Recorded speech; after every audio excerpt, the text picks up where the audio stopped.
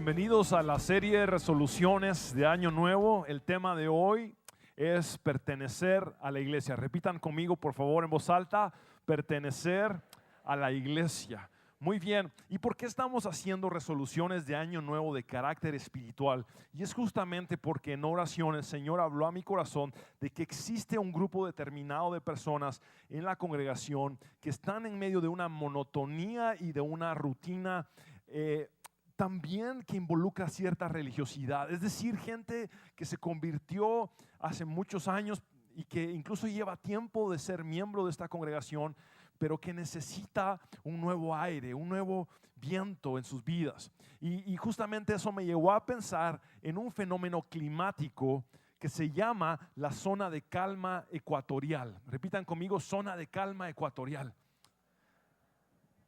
¿Y a qué me refiero con esto? Muy bien.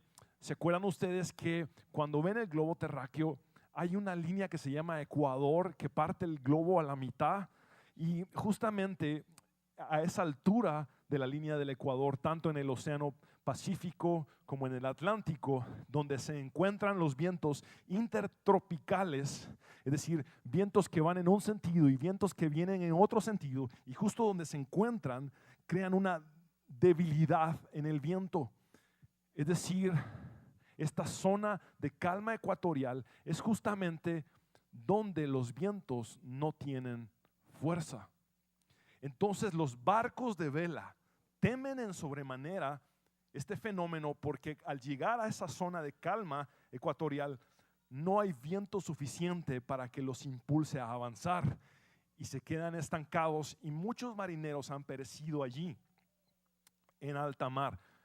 Y pienso que es muy similar a la vida cristiana de algunos de nosotros, que podemos estar en esa monotonía, estancados, donde solíamos antes navegar. Llegamos como a una zona de calma, de acomodamiento, donde no estamos buscando igual de Dios que antes. Y por eso sentí que tenemos que poner esta serie específicamente de resoluciones de Año Nuevo, pero resoluciones espirituales, para que el viento de Dios, descrito en el Antiguo Testamento en el hebreo como ruach, que es espíritu realmente, y el neuma del griego del Nuevo Testamento, que es espíritu también, que significa viento, aliento de Dios, hálito de Dios, vuelva a soplar sobre nuestras velas personales y podamos entonces avanzar y salir de esa monotonía y de esa rutina espiritual. ¿Cuántos están de acuerdo conmigo que es tiempo de moverse más adelante, de ir hacia el rumbo y el destino que Dios tiene para nosotros? ¿Estamos bien aquí? Muy bien. ¿Y por qué estoy hablando de pertenecer a la iglesia como una resolución de Año Nuevo? Justamente porque algunos estarán diciendo: pastor, pero yo he asistido a la congregación desde que se fundó en 1990. Llevo 22 años prácticamente en la congregación, así es que no me diga a mí de pertenecer, porque he estado aquí. Pero hay una gran diferencia entre asistir y pertenecer. Es más, puede ser que alguien que haya asistido por años a la iglesia realmente no esté perteneciendo a la iglesia. Y eso es lo que quiero que hoy entendamos, porque el hecho de asistir no significa que ya perteneces. Pertenecer es mucho más profundo que venir los domingos. Y lo lindo de saber que una iglesia no se basa en su edificio, sino en las personas que se congregan juntas a buscar de Dios, a crecer en el Señor. Muy bien, Dios no te creó para que anduvieras solo por la vida. Existe una ley en teología que se titula la ley de la primera mención. Significa que para entender un tema en su totalidad hay que ir a la primera mención de las Sagradas Escrituras. Prácticamente cada vez que estudiamos la ley de la primera mención nos vamos hasta el Génesis y veamos por qué estoy hablando ahora de Génesis cuando hablo de pertenecer a una comunidad de fe. Justamente porque Dios, cada vez que creó algo en el Génesis, Moisés nos relata que miraba a Dios todo cuanto había hecho y vio Dios que era bueno. Y en 6 ocasiones vemos que Moisés nos relata que vio Dios que era bueno. ¿Saben ustedes? Posteriormente a la creación es cuando Dios le manda a Adán a ponerle nombre a todos los animales. Los teólogos piensan que Adán tuvo que poner 30,000 nombres a las 30,000 especies de animales. Imagínense ustedes ese esfuerzo, ¿verdad? Te vas a llamar jirafa, te vas a llamar vaca, te vas a llamar elefante, ¿verdad? Y bueno, después de esto dice que no se halló ayuda idónea para Adán y que Adán se sentía solo. Quiere decir que sí se buscó ayuda idónea entre los animales. ¿Se imaginan ustedes a Adán externando sus emociones, sus sentimientos a la vaca? Mira, vaca, estoy muy solo, no sé qué hacer, ¿verdad? Y de repente la vaca solo seguía mascando pasto, ¿verdad? Y la jirafa está muy alta y bueno, entonces de en medio de esa soledad de Adán se dio cuenta que era disfuncional la vida sin alguien que tuviera su imagen y semejanza. Ningún animal tiene la imagen y semejanza nuestra porque nosotros tenemos la imagen y semejanza de Dios. Es decir, nosotros podemos relacionarnos o únicamente con Dios o únicamente con seres humanos en plenitud, ¿verdad? Sí tenemos relación con animalitos, pero no es de profundidad como la que tenemos entre seres humanos. El punto que quiero que miren es que la primera vez que Dios dijo que algo no era bueno fue cuando vio a Adán solo.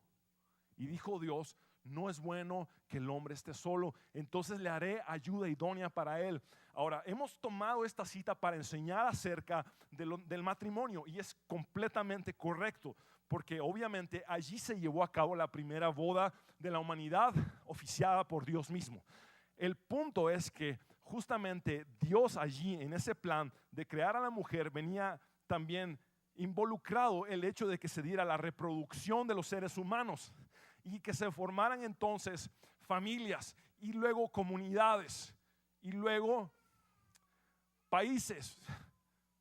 Es decir, Dios nos diseñó para vivir juntos, en grupos. Cuando el Señor me permitió ir becado al África para un congreso de evangelismo llamado Lausana, me di cuenta de estos animalitos en los safaris que viven en grupos. Imagínense ustedes que ellos ya fueron programados, ni siquiera en su gran inteligencia, sino en su instinto para estar agrupados. ¿Cuánto más nosotros que fuimos creados con una inteligencia que Dios nos dio para relacionarnos con Él mismo, con Dios mismo? Imagínense ustedes la importancia de permanecer juntos en una comunidad de fe. Por eso les estoy invitando a que hoy, más que asistir, decidamos pertenecer a la iglesia. Lastimosamente las iglesias se han vuelto como el centro de atracción de personas. Las iglesias en algún momento se han vuelto como un punto comparable a un restaurante. Lo que estoy tratando de explicarles es que me he encontrado con gente que me dice, yo voy una vez al mes a escuchar a su papá, a la familia de Dios, pero sabe, el siguiente domingo del mes voy a escuchar a fulano de tal, a esta otra iglesia, y el tercer domingo a sutano de tal, a otra iglesia, y son como peregrinos de iglesias que no se establecen y no pertenecen a ninguna. Esa es una falta grave, porque Dios nos ha mandado a establecernos en una congregación y crecer en esa congregación simultáneamente con nuestros hermanos. Debemos de decidir estar en una iglesia y no solamente asistir a esa iglesia, sino que pertenecer a esa iglesia. Y justamente el versículo o los versículos base de esta predicación los pueden ver en Hebreos capítulo 10, versículos 23 al 25, y los pueden leer en pantalla conmigo. Dice: mantengámonos firmes sin titubear en la esperanza que afirmamos, porque se puede confiar en que Dios cumplirá su promesa. Pensemos en maneras de motivarnos unos a otros a realizar actos de amor y buenas acciones.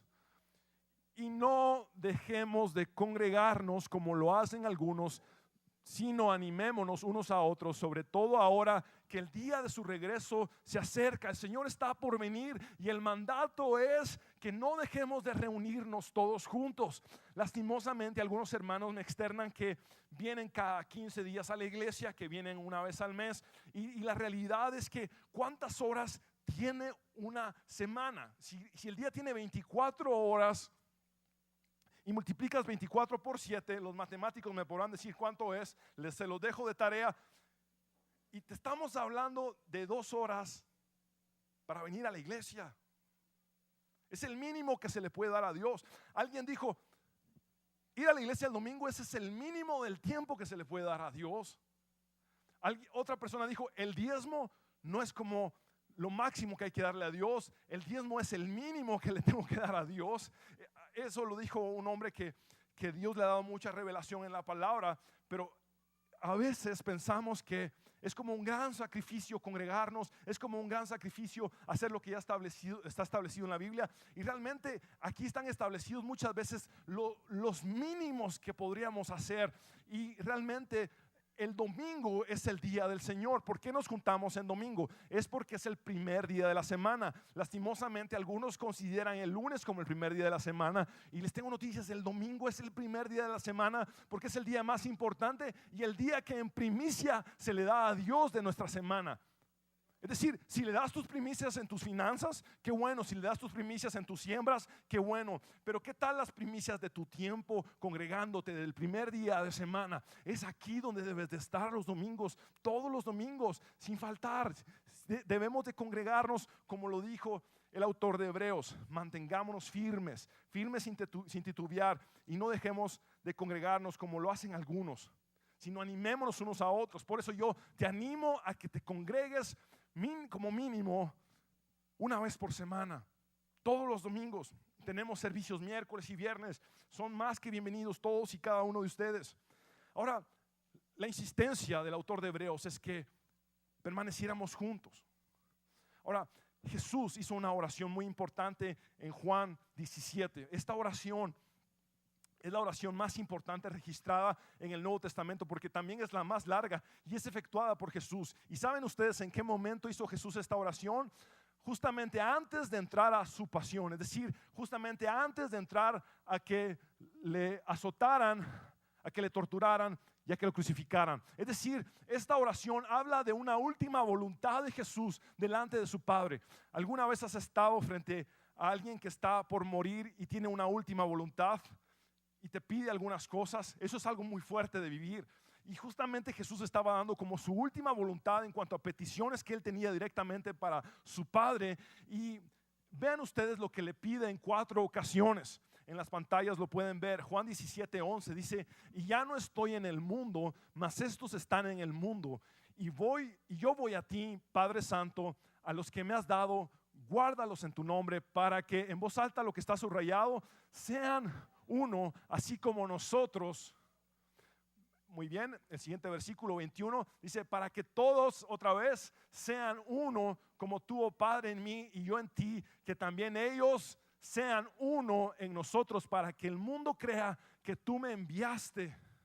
La gloria que me diste yo les he dado, para que sean uno, así como nosotros somos uno. En 4 ocasiones en esta oración Jesús le pidió lo mismo a su Padre: que sean uno. Les voy a resumir lo que él estaba diciendo allí. En este mundo yo sé, Padre mío, que ellos van a tener aflicción. Sé que este mundo será difícil para ellos, y yo sé que ellos no pertenecen a este mundo. Por eso te pido que ellos puedan permanecer juntos para resistir a este mundo, para poder resistir en este mundo, que ellos puedan perseverar en estar juntos. Debemos de ser uno, no solamente asistir, no solamente venir los domingos. Debemos de estar unidos de corazón, justamente así, en la perfección en la que está unida Jesús a su Padre. Esa es la perfección que se nos demanda, de unir nuestros corazones los unos con los otros. De esa forma debemos de relacionarnos y ser un solo cuerpo, como lo dijo claramente Pablo en 1 Corintios 12:27. Pueden verlo en su pantalla. Ahora bien, ustedes son el cuerpo de Cristo, y cada uno de ustedes es un miembro con una función en particular. Pertenecemos a un mismo cuerpo, somos parte de Cristo, y todo en la Biblia habla de que estemos unidos, que estemos juntos y que funcionemos juntos. Para un cuerpo es imposible funcionar sin sus miembros. Tú eres importante y cada uno de nosotros es importante para que las cosas funcionen en el reino de Dios, porque Dios así lo estableció, Dios así lo decidió, que funcionara en base a cuán unidos estamos. Vieron ustedes en Juan 17, Jesús dijo que sean uno para que el mundo crea. Es decir, el mundo va a creer cuando realmente seamos uno, cuando estemos realmente consolidados como iglesia, cuando digamos pertenecemos a familia de Dios y somos parte de familia de Dios, y cada miembro de familia de Dios es mi hermano, y yo lloro con los que lloran en familia de Dios y me gozo con los que se gozan en familia de Dios porque ellos son mi familia. Esa integración a la iglesia es de la cual estoy hablando. Ahora, he dividido la predicación en dos partes. La primera parte la he titulado ¿Por qué caminar solo? Repitan conmigo, ¿por qué caminar solo? Y veamos qué nos dijo al respecto la segunda persona más sabia que ha existido sobre la faz de la tierra, es decir, después de Jesucristo. Salomón ha sido el personaje más sabio sobre la faz de la tierra. Y veamos qué nos dice al respecto de estar solo. Salomón: vi a un hombre solitario, sin hijos ni hermanos. Ahora les pido una cosa: subrayen o circulen la palabra hijos y la palabra hermanos, y véanlo desde el contexto espiritual. Vi a un hombre solitario, sin hijos espirituales ni hermanos espirituales, y que nunca dejaba de afanarse. Jamás le parecían demasiadas sus riquezas. ¿Para quién trabajo tanto y me abstengo de las cosas buenas?, se preguntó. También esto es absurdo y una penosa tarea. Y continúa Salomón escribiendo: más valen dos que uno, porque obtienen más fruto de su esfuerzo. Si caen, el uno levanta al otro. Ay del que cae y no tiene quien lo levante. Si dos se acuestan juntos, entrarán en calor. Uno solo, ¿cómo va a calentarse? Uno solo puede ser vencido, pero dos pueden resistir. La cuerda de 3 hilos no se rompe fácilmente. Yo conseguí este hilo para ejemplificar lo que Salomón está diciéndonos allí. Este es un simple hilo solitario. Este sería muy fácil de reventar. Y anoche le pedí a mi esposa que juntara 3 de estos hilos e hiciera una trenza. Obviamente, como ustedes verán, yo no sé hacer trenzas. Entonces mi esposa me hizo una trenza, y eso es el tipo de lazo del cual está hablando Salomón. Es una cuerda de 3 hilos que sería muy difícil de reventar, que necesitaría el triple de fuerza que con este hilo solitario para poderse reventar. Eso es lo que Dios quiere con nosotros, que estemos entrelazados, sumamente compenetrados los unos con los otros en su amor puro y perfecto, para ser resistentes y poder conquistar valientemente el reino de los cielos y arrebatarle al enemigo todo lo que se ha robado en esta tierra. Eso es de lo que se trata pertenecer a la iglesia. Ahora, algunas razones por las que algunos están solos. Yo he puesto en sus bifoliares 5 razones por las que algunos están solos. También las pueden ver en sus pantallas. Muy bien, la primera razón por la que algunos están solos es por la ingenuidad. Repitan conmigo: ingenuidad. Muy bien. Este grupo de personas son gente que no tiene ni idea de lo importante que es relacionarse los unos con los otros. Es decir, desconocen lo bueno que es el tener relaciones interpersonales, lo bueno que es tener amigos, lo bueno que es pertenecer a una comunidad, especialmente de fe como esta. Este grupo de personas se da mucho, especialmente en los hombres, en nosotros los hombres, porque se nos enseñó desde pequeños que entre más independientes, más exitosos seríamos. Y esa es una enseñanza errónea, porque no se mide el éxito de un hombre en base a su independencia. Se mide en base a cómo este hombre vive la palabra de Dios, su éxito. Ahora, hemos confundido lo que significa proveer para nuestro hogar con el hecho de ser independientes. La Biblia nos manda como hombres a proveer para nuestro hogar y ser responsable de nuestra esposa y nuestros hijos. Y eso es lo que la Biblia nos manda a hacer. Pero la Biblia en ningún momento nos mandó a ser llaneros solitarios. Es decir, somos proveedores de nuestras casas porque Dios así lo mandó. Pero no tenemos por qué ser independientes y aislados. Más bien, lo que Pablo enseñó al decir que somos un cuerpo en Cristo y que somos miembros los unos de los otros, significa que nos necesitamos los unos a los otros y que no podemos funcionar independientemente. En una ocasión, el boxeador Muhammad Ali, ¿cuántos conocen a Muhammad Ali? Los que tienen más canas, muy bien, porque Muhammad Ali era un boxeador en antaño, y los que no tenemos pelo también nos recordamos de Muhammad Ali, un negro de 1,93 m que llegó a ser campeón del mundo en el boxeo. Justamente Muhammad Ali se subió a un avión y la asistente de vuelo se acercó con él y le dijo, señor, por favor, abróchese su cinturón de seguridad. Y vino Muhammad Ali y le dice, ¿usted sabe quién soy yo? Sí, yo sé que usted es un boxeador famoso, pero abróchese su cinturón de seguridad. No, usted está equivocada, le dijo Muhammad Ali.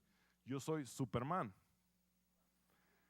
Y entonces, y le dice Muhammad Ali, yo soy Superman y Superman sabe volar, así que no necesito cinturón de seguridad. Entonces vino la asistente de vuelo y le responde, disculpe, señor Muhammad, usted no es Superman, porque si fuera Superman no necesitaría ni de un avión, ni de un piloto, ni siquiera de un asistente de vuelo que le dijera abróchese el cinturón, ¿verdad? Entonces abrócheselo. No somos Superman.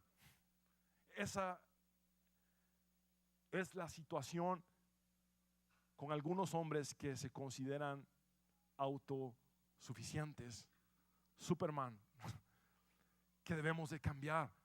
Debemos de reconocer que la Biblia nos llama a necesitar los unos de los otros. Lo siguiente, por lo que algunos están solos, es por su temperamento. Repitan conmigo, temperamento. Y allí es donde yo me incluyo. Yo crecí con 5 hermanas y mi mamá y mi papá viajando constantemente. Yo fui sumamente introvertido y lo he sido toda mi vida, introvertido, tímido, y realmente no tenía mucha capacidad de sociabilizar. Si estoy predicando hoy frente a todos ustedes es simplemente porque Dios tiene un gran sentido del humor, ¿verdad? Nada más por eso. Pero mi personalidad no es muy sociable y es algo con lo que Dios ha trabajado en mí, porque me ha mandado a servirle a su pueblo, a su gente, y amo hacer lo que hago, aunque mi temperamento realmente es de timidez muchas veces. Yo sé que algunos se identifican conmigo y me dicen, pastor, yo no soy extrovertido, soy antisocial, me cuesta hablar en público, pastor, no, yo solo en la casa, tranquilo, voy a la iglesia y nada más, y no interactúo con la gente. Y sabes qué, yo llegué a una convicción, no voy a dejar que esta timidez me quite la delicia de habitar con mis hermanos juntos en armonía. No voy a dejar que esta timidez me quite la bendición de poder desarrollarme en una comunidad de fe. Y eso es algo importante para ti. No te sientas mal si estás conmigo dentro de esa clasificación. Te digo porque Albert Einstein estuvo ahí también.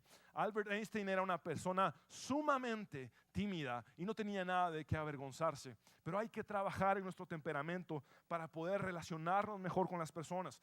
Otras personas están batallando constantemente con el temor. Eso es el siguiente o la siguiente razón por la cual muchas personas no interactúan con otras personas. Es por temor.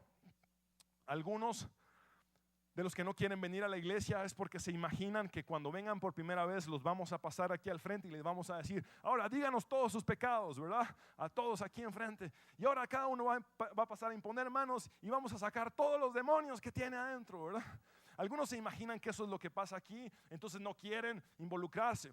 Pero no se preocupen los que vienen por primera vez, que lo hacemos hasta la segunda vez que vienen. No, son bromas.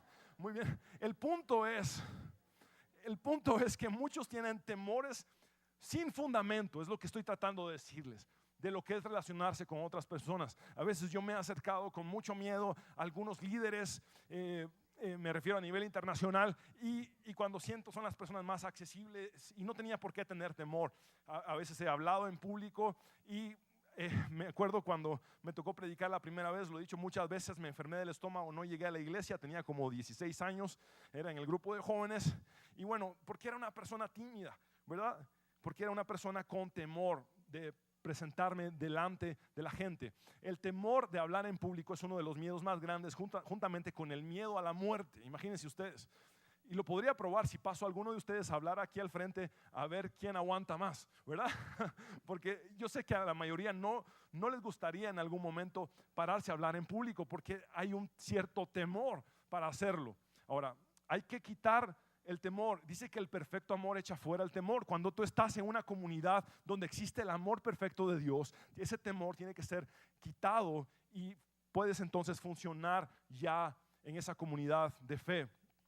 La cuarta razón por la que muchos no se relacionan o están solos es por experiencias del pasado. Repitan conmigo, experiencias del pasado.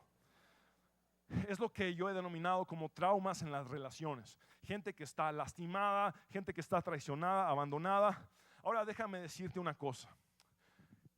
Ese hecho que te marcó en tu vida de relaciones interpersonales y que te hizo aislarte por completo de las personas, ¿sabes quién lo provocó?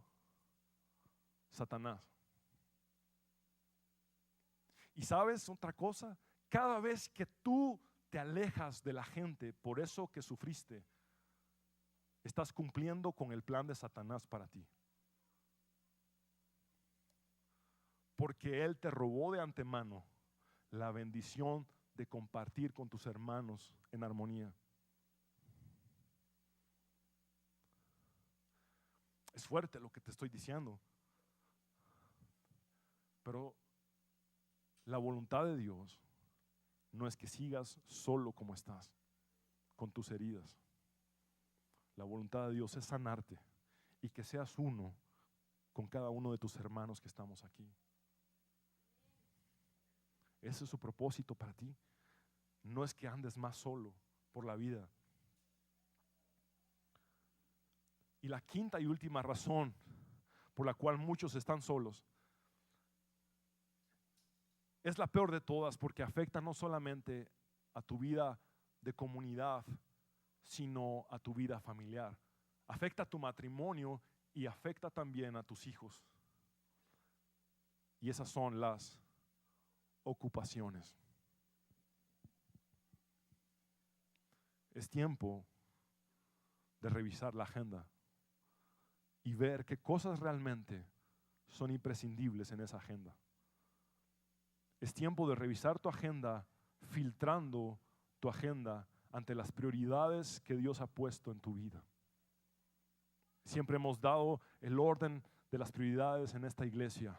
Dios, tu esposa, tus hijos, tu trabajo y tu ministerio.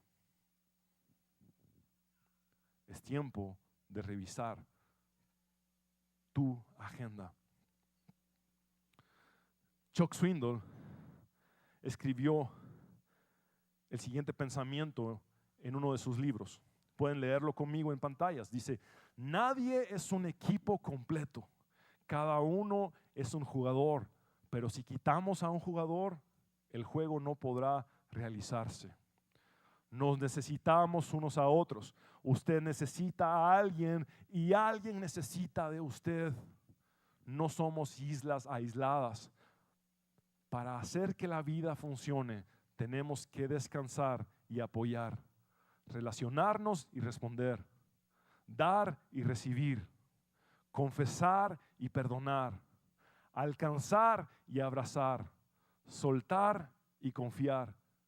Como ninguno de nosotros es un todo, independiente y autosuficiente, capaz de todo, todopoderoso, dejemos de actuar como si lo fuéramos. La vida es demasiado sola para que juguemos ese papel tan tonto. El juego se ha terminado. Vamos a vincularnos. Palabras del pastor Chuck Swindoll. Ninguno de nosotros es un todopoderoso aquí. Todos nos necesitamos los unos a los otros. Y Pablo lo dijo hace muchos años en Romanos 12, 4 al 5. Lo puedes ver en tus pantallas o en tu bifoliar. Dice: porque de la manera que en un cuerpo tenemos muchos miembros, pero no todos los miembros tienen la misma función, así nosotros, siendo muchos, somos un cuerpo en Cristo y todos miembros los unos de los otros. Repite en voz alta conmigo: y todos miembros los unos de los otros. Voltea al que tienes a tu lado y dile: nos pertenecemos, nos necesitamos. Muy bien, en la segunda parte de la predicación quiero hablarles acerca de un estudio muy interesante que hicieron varios psicólogos de las relaciones interpersonales. Estos psicólogos hicieron una ventana que se llama la ventana de Johari, y se llama así porque lleva la primera parte de los nombres de cada uno de ellos, Johari. Ahora, el punto de esta ventana es que analiza 4 aspectos de la vida de cada persona en sus relaciones interpersonales en comunidad. ¿Y por qué voy a hablar de esto? Es justamente porque previamente a estudiar esta ventana había visto que la Biblia hace 2000 años ya hablaba de este gran pensamiento de la psicología. Es decir, Dios es omnisciente, es decir, Dios es dueño de toda ciencia. Y Dios es dueño también de la psicología. Y hay algunas partes de la psicología que están tergiversadas y que es humanismo puro y que debemos de desechar, pero debemos de tomar lo bueno y desechar lo malo. Y justamente este estudio, este análisis es una parte buena de la psicología que, como les digo, de la cual la Biblia hablaba 2000 años atrás. Es decir, este gran enunciado psicológico ya hace 2000 años estaba aquí, ¿verdad? Y estos grandes estudiosos dicen que cada persona tiene 4 áreas en su vida. Muy bien, la primera área es el área abierta. Vean por favor en sus bifoliares el área abierta. ¿Y qué es el área abierta, pastor? Muy bien, vamos a definirlo. Lo que yo, y llenen en su primer espacio, muestro de mí, y por ende lo que los demás saben de mí. Muy bien, llena las palabras muestro y saben. Y una vez que lo hayas llenado, vamos a leer el concepto de lo que es el área abierta de ti. Dice: lo que yo muestro de mí y por ende lo que los demás saben de mí. En otras palabras, es tu vida pública, es lo que todos conocen de ti.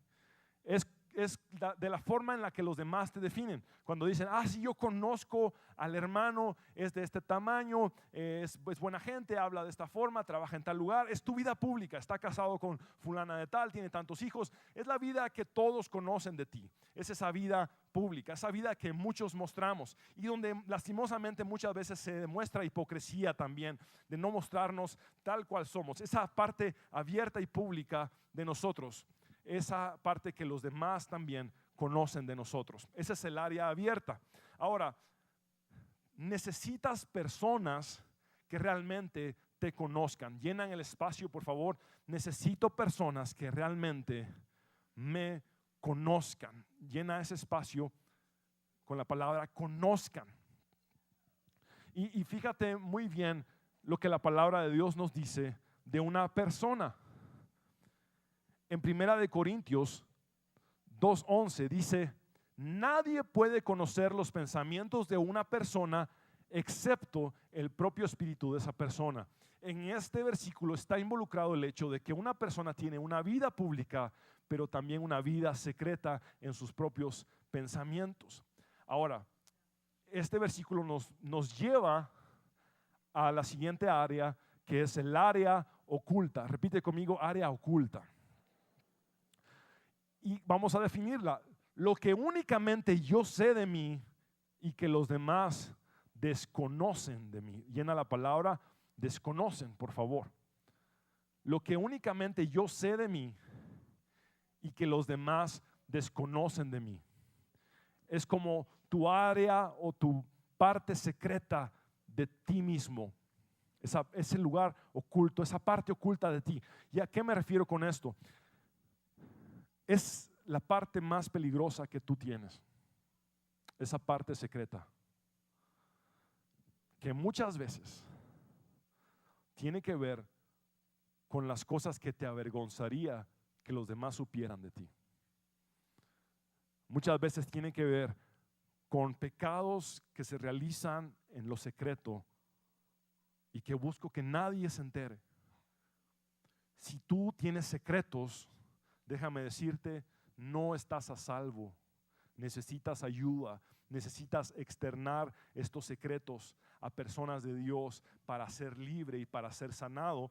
Y vamos a ver más adelante una cita que habla de esto, pero tienes que anotar aquí, necesito gente que me proteja. Necesito gente que me proteja. Los secretos son peligrosos. Cuando tú tienes un secreto, estás corriendo peligro. Necesitas gente que te proteja, gente de Dios que te ayude a salir de esas cosas que te avergonzaría que otros se enteraran. Mira por favor 2 Corintios 4:2. Es el apóstol Pablo hablando. Dice, hemos renunciado a hacer aquellas cosas vergonzosas que deben mantenerse, ¿dónde? En secreto.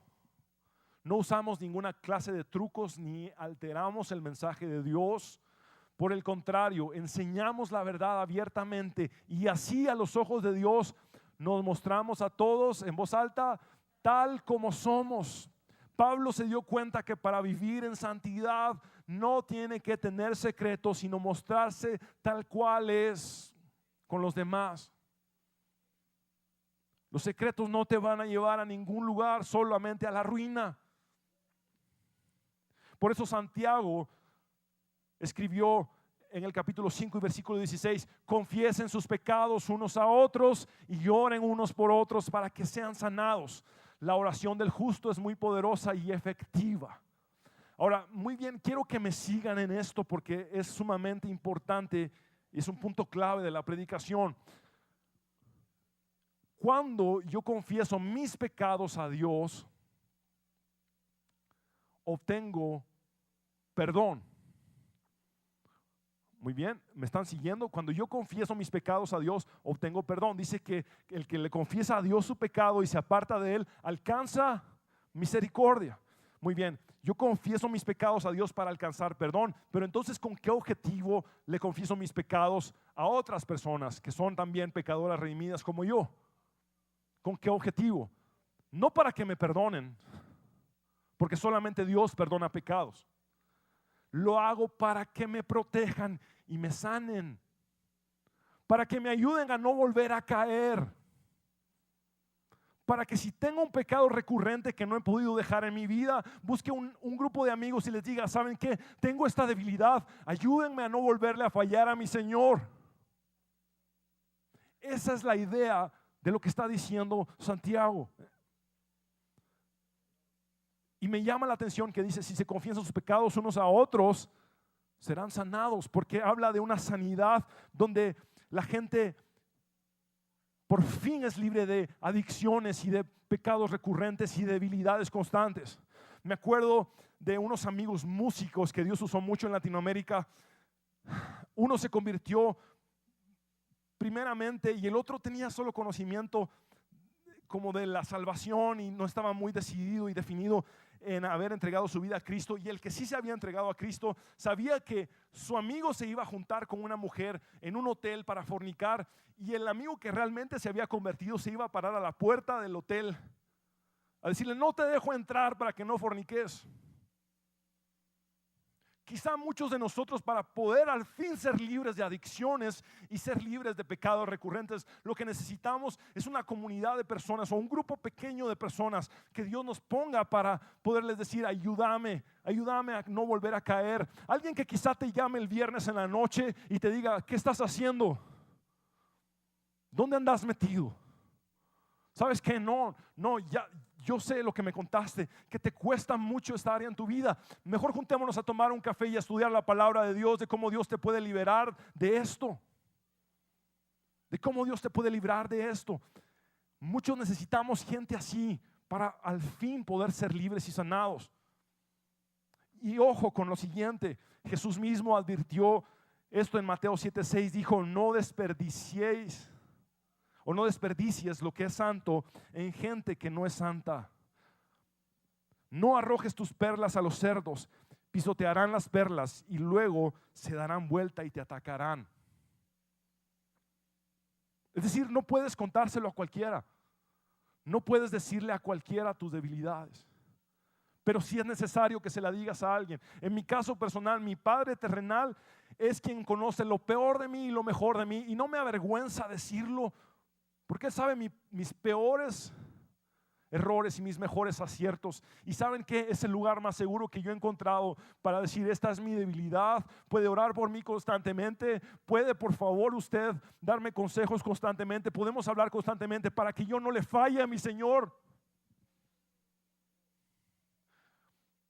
Necesitamos pertenecer a la iglesia y poder confesar nuestros pecados unos a otros para librarnos de volver a caer, de volver a cometer el mismo error. En una ocasión estaban 3 hombres confesándose sus pecados los unos a los otros. Y el primero fue el más valiente y dijo: bueno, yo sé que es necesario esto porque ya quiero ser libre, y les voy a confesar a ustedes 2 que están aquí conmigo que tengo una adicción a la pornografía. Ustedes me han visto en la iglesia por años y he estado adicto a la pornografía. En las noches me conecto cuando estoy a escondidas de mi esposa y estoy viendo constantemente pornografía, y por fin lo estoy diciendo a alguien y ya por fin siento que voy a ser libre, porque les estoy diciendo a ustedes que por favor me ayuden con esta adicción a la pornografía. Y los demás se le quedaron viendo asombrados de su carácter para decirlo, de su valentía para confesar su pecado. Y entonces el segundo de estos 3 dijo: bueno, yo les voy a confesar que mi problema es con el juego. Yo estoy apostando constantemente. Me conecto en internet a apostar online. He metido todo cuanto tenía en las tarjetas de crédito. Me voy a meter a los casinos de la zona 10 y gasto todo lo que tengo en esta adicción al juego. Y saben una cosa, mi esposa no sabe que debo hasta lo que tengo puesto. Entonces el tercero de ellos dijo: bueno, y yo les quiero confesar que tengo un problema con el chisme, y ahí nos vemos.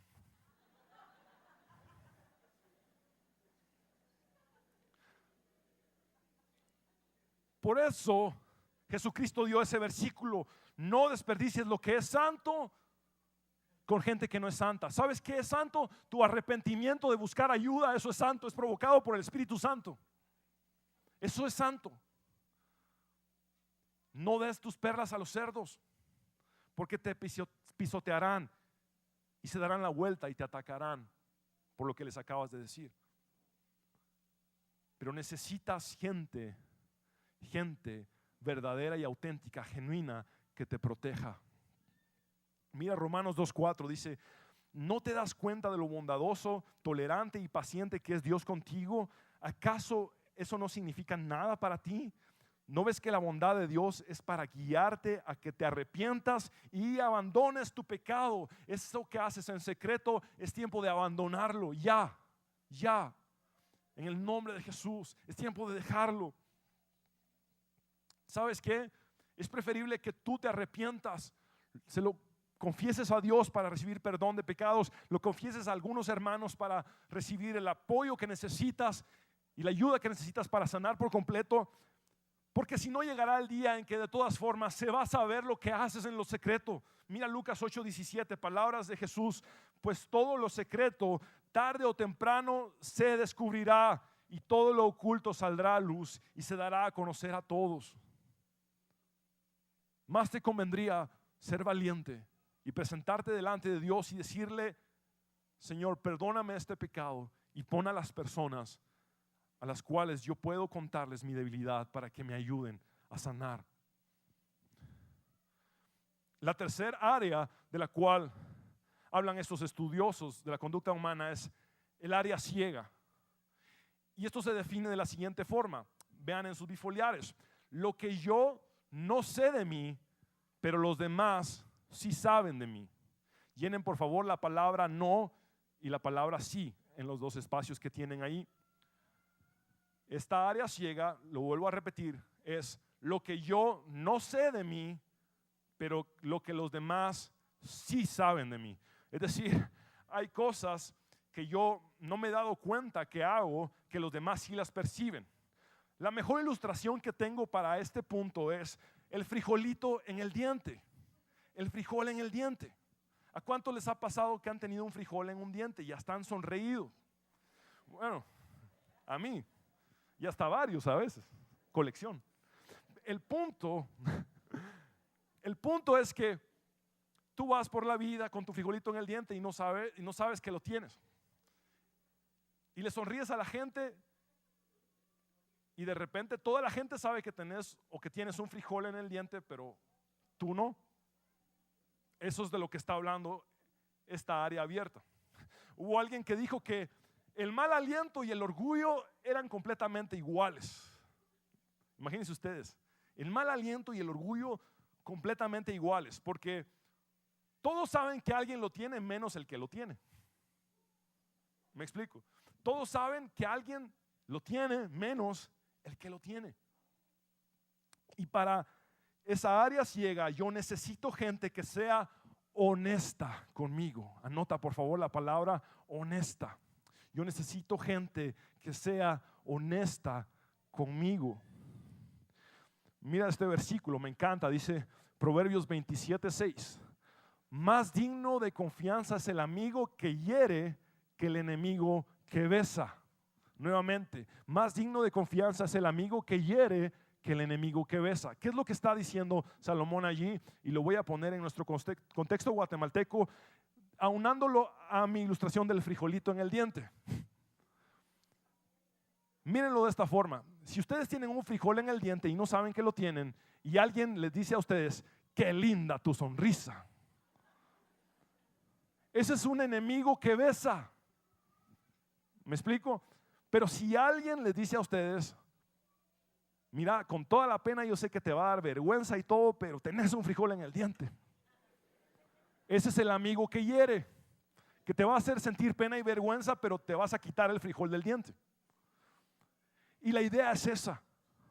Hay muchas personas que reciben adulación constante y esa adulación no los lleva a ningún lugar. Necesitan amigos que realmente les digan, hay que cambiar esto, hay que mejorar en esto, tenemos que darle para adelante. ¿Sabes qué? Estas áreas yo he visto que estás fallando aquí.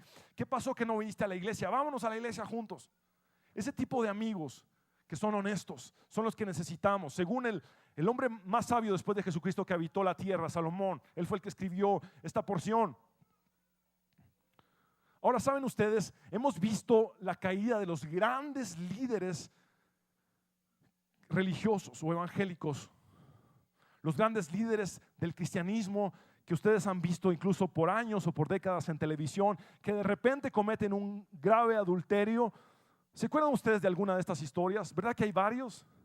¿Saben ustedes dónde fue que ellos se desviaron y cayeron? Justamente cuando se rodearon de aduladores. Cuando sus líderes alrededor fueron personas que les dijeron, tú eres lo máximo, eres el mejor predicador, eres la última Coca-Cola del desierto, eres lo que el mundo necesita para cambiar. Cuando empezaron a recibir adulación de su equipo personal, fue que su orgullo se llegó a un pico máximo, y la Biblia nos relata que el principio de la caída es el orgullo. Me pregunto qué hubiera pasado con estos líderes si hubiera habido alguien que le hubiera dicho en su equipo a este tipo de líder, sé que estás viendo a aquella mujer, sé que te le quedas viendo a aquella mujer de más y tenés que cambiar eso y tenés que entregarle tus ojos al Señor Jesús y consagrarte para no caer en pecado. Tal vez una persona así hubiera marcado la diferencia. Pero hay poca gente honesta que se atreve a decir las cosas. Ojalá nosotros formemos parte de esas personas honestas que dicen las cosas de frente, pero que también estamos dispuestos a recibir los comentarios honestos de frente, de amigos que pueden herir, pero que nos van a edificar. Amigos que tal vez nos van a decir cosas que al principio no nos van a gustar, pero que no será para destruirnos, sino para construir una mejor persona en nosotros. ¿Estamos bien? Muy bien. La cuarta y última área es el área potencial. El área potencial es lo que yo no sé de mí y que los demás tampoco saben de mí. Llena por favor en tus espacios lo que yo no sé de mí y que los demás tampoco saben de mí. Muy bien. Entonces te preguntarás, pastor, entonces, ¿quién sabe? Si ni yo sé ni los demás saben, ¿quién sabe? Dios sabe. Dios sabe. Hay en ti un potencial que Dios ha puesto que no es ni evidente para ti ni para los demás, pero que Dios puso con un plan y un propósito perfecto. Por ejemplo, dentro de mi gran timidez nunca me imaginé yo algún día pararme a predicar. No sabía yo que algún día Dios me usaría para esto y no sabía yo que tenía ese potencial. Y la gente que me rodeaba, todo lo que miraba era un muchacho tímido e introvertido que jamás se pararía en público a hablar. Pero ¿saben qué? Dios sí lo vio. ¿Y cómo puedo llegar yo a descubrir ese potencial que no está revelado todavía, que está dentro de mí y que Dios puso allí? ¿Sabes cómo? Con gente que te ayude a crecer. Llena por favor el siguiente espacio. Necesito gente que me ayude a crecer. Necesito gente que me ayude a crecer. Y esta cita realmente lo dice claramente. Proverbios 27:17. El hierro se pule con el hierro y el hombre se pule en el trato con su prójimo. Cuando tú pules al hierro con el hierro, lo que pasa con el hierro es que empieza a brillar.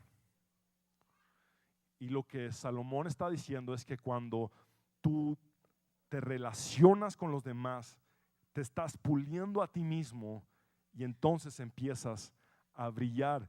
Cuando te relacionas con los demás, empiezan a salir potenciales que nadie sabía que existían, sino solamente Dios. Cuando empecé a relacionarme con los demás, vi que era necesario y que me era mandado por Dios el hecho de predicar su palabra a pesar de mis limitaciones o de mi incapacidad para estar en público. Hay un potencial que Dios va a hacer evidente en ti, pero la única forma de que este potencial salga a luz es con tus relaciones con tu prójimo. Mira Proverbios 18:24.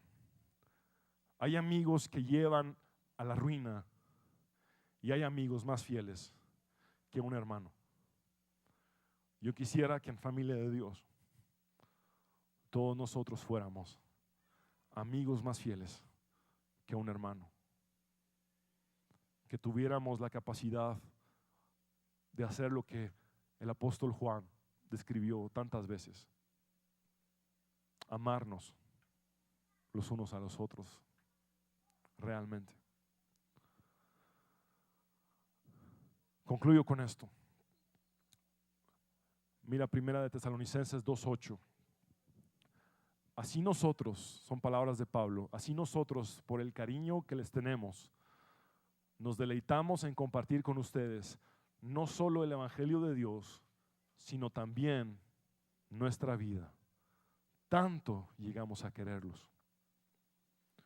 Pablo estaba diciendo, yo no solamente estoy interesado en darles el mensaje de la palabra de Dios, sino quiero compartir con ustedes mi propia vida. Quiero ser parte de ustedes. Quiero pertenecer a ustedes porque tanto he llegado a quererlos. Ojalá esas sean las palabras que un día podamos repetirnos todos nosotros. No solamente compartimos nuestra fe cada domingo, sino que compartimos nuestras vidas porque somos un solo cuerpo y una sola familia, conciudadanos de los santos y miembros de la familia de Dios que no solamente asisten, sino que pertenecen a una comunidad de fe. Por favor, cierra tus ojos un momento, ponte de pie y cierra tus ojos y vamos a orar.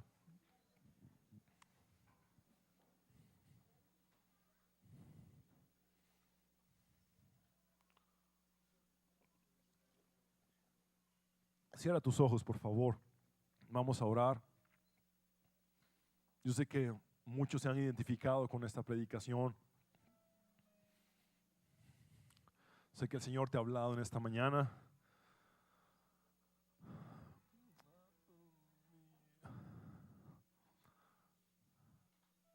Sé que Quizá por algún tiempo has mostrado solo una parte de ti y no te has mostrado tal cual eres. Como yo lo he hecho en alguna ocasión. No me mostré tal cual era, sino solo la parte que me importaría que conozcan.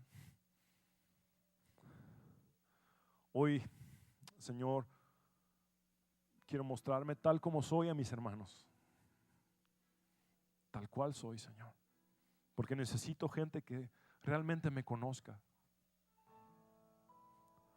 Señor, hoy quiero renunciar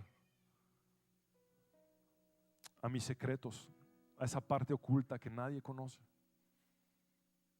Perdóname si pensé que me había salido con la mía cuando nadie se dio cuenta, cuando tú me estabas observando con tus ojos santos. No quiero más secretos, Señor.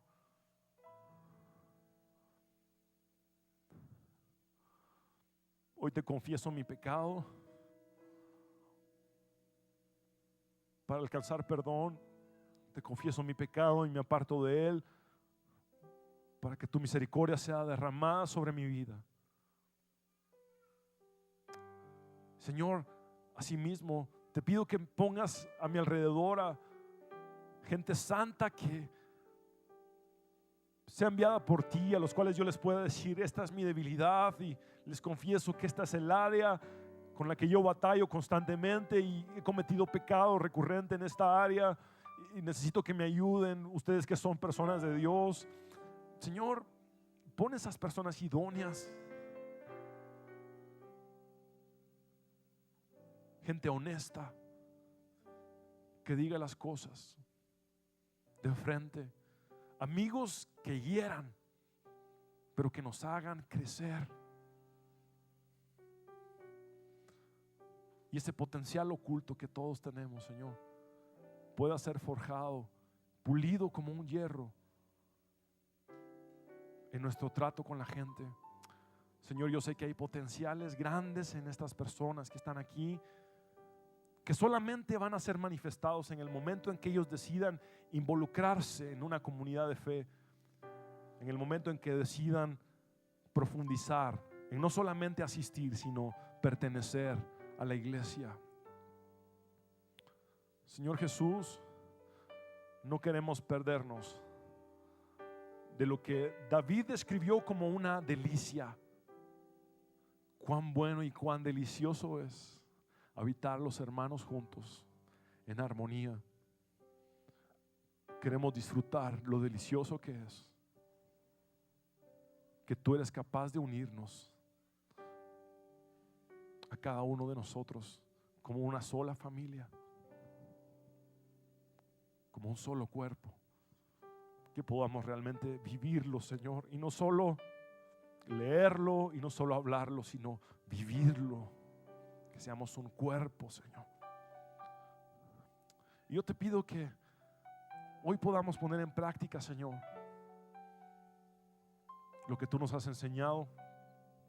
Y para esto te quiero pedir, hermano, hermana que estás presente, acércate con una persona que está contigo allí. Esa persona que está a tu lado es tu hermano, es tu hermana. Acércate y empieza a orar por ella o por él. Por favor, sin temor, sin miedo, empecemos a practicar lo que la palabra de Dios enseña. Ora por alguien, nadie se quede solo. Si hay necesidad de hacer un grupo de 3, háganlo, pero que nadie se quede solo. Empecemos a orar los unos por los otros y vamos a empezar a actuar de la manera en la que la palabra dice que actuemos, porque somos hermanos, somos amigos, somos un cuerpo, somos una familia. Señor, yo te pido por mis hermanos, por todos y cada uno de los presentes, que tú les bendigas, Señor, que tú les guíes, que tú les renueves sus fuerzas, Señor.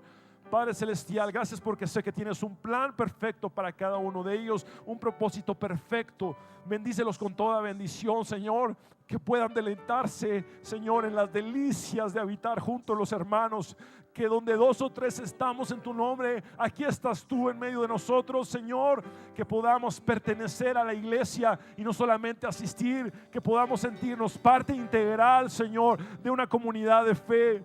donde podemos ser tal como somos, Señor, donde podemos, Padre Celestial, encontrar personas que nos ayuden en nuestras debilidades, Señor, donde podamos tener gente honesta y gente que nos enseña a crecer, Padre Celestial.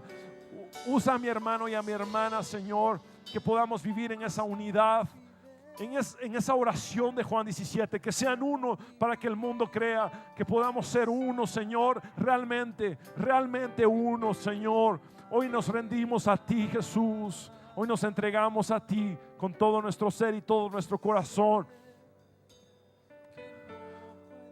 Y mientras los hermanos están orando, quiero hablar con aquellas personas que han venido sin Cristo en sus corazones.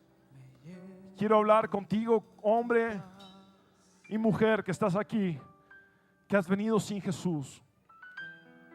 Déjame decirte algo, no es casualidad que hoy estés acá, porque está en el designio de Dios que escuches estas palabras. Dios hoy quiere relacionarse contigo. Dios hoy quiere ser tu amigo. Jesucristo dijo en Juan 15, ya no os llamaré siervos, sino amigos. Y Jesús quiere llamarte a partir de hoy amigo, porque Él quiere tener una relación personal contigo que trascienda a la religiosidad. Hoy el Señor quiere que sea el día de salvación para ti. Si alguno viene a mí, dijo Jesús, yo no lo echo fuera. A Jesús se acercaron los enfermos, los leprosos, se acercaron los pecadores, se acercaron todo tipo de personas, y a ninguno de los que se acercó arrepentido lo echó fuera, sino que le dijo estas palabras: venid a mí todos los que estáis trabajados y cargados, y yo os haré descansar. Si tú necesitas a Cristo Jesús, hoy es el día para conocerlo personalmente. Sé que has sabido sobre Él, que has celebrado Semana Santa, que has celebrado Navidad. Eso no es suficiente. Hoy es el día para conocer a Jesús personalmente. Hoy es el día para conocer a Jesús. No solamente saber sobre Él, sino conocerlo realmente, personalmente. Que Jesús esté contigo todos los días de tu vida. Hoy entrega tu vida a Jesús. Haz esta oración conmigo, con todo tu corazón. Haz esta oración conmigo. Dile: Señor Jesús, vamos, te animo a que la hagas. Dile: Señor Jesús, ven a mi corazón. Reconozco que soy pecador, pero también sé que moriste en la cruz para perdonar mis pecados y que resucitaste al tercer día para darme la victoria. En tu nombre, Jesús, hemos orado. Amén y amén.